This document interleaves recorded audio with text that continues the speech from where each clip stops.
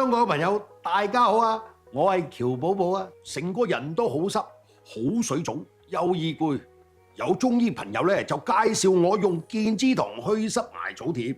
健之堂艾草貼係由中醫師調配嘅，針對亞洲人嘅體質同埋天氣而設。中醫師特登揀咗堪稱百草之王嘅艾草做主成分，可以疏通經絡、排走身體毒素、打返好個底，幫到你解決八大濕毒問題。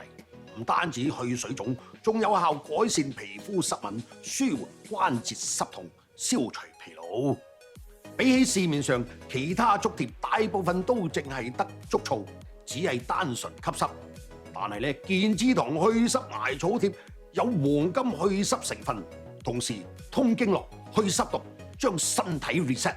無論係成分定係功效，都係祛濕界嘅王者。中醫師親自調配強效祛濕艾草貼，用過嘅人95%都滿意佢去水腫嘅效果，犀利咧！健之堂艾草貼入邊有艾草、竹醋同其他天然成分，幫你去濕毒，啲毒排晒出嚟，成個人都輕晒，冇咁攰。咁點用呢？中醫建議一開始頭14日咧喺腳底各貼2塊艾草貼，覆蓋多啲嘅穴位，每晚用去濕毒效果先最有效。之後變翻日常保健就貼一塊喺腳底中間就 OK 啦。想瞓好啲嘅朋友可以喺頸後再貼一塊甜穗艾草貼。可唔可以冇晒濕氣就唔用呢？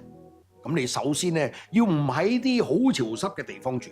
同埋唔好食煎炸生冷嘢，做到就唔使去濕啦。有時飲得太多酒咧，食嘢又濃味，搞到啲皮膚好易痕，水腫又易攰。我第一日用咗健之堂塊貼真係嚇到你嘅，先知自己有濕有毒，keep 住貼咗7日塊貼終於冇咁黑啦，皮膚就冇再痕，真係勁 work 㗎。所以而家都 keep 住貼。我喬寶寶用過有效先介紹俾大家，所以話要成功去濕毒，一定要用由中醫師調配嘅健之堂祛濕艾草貼咧。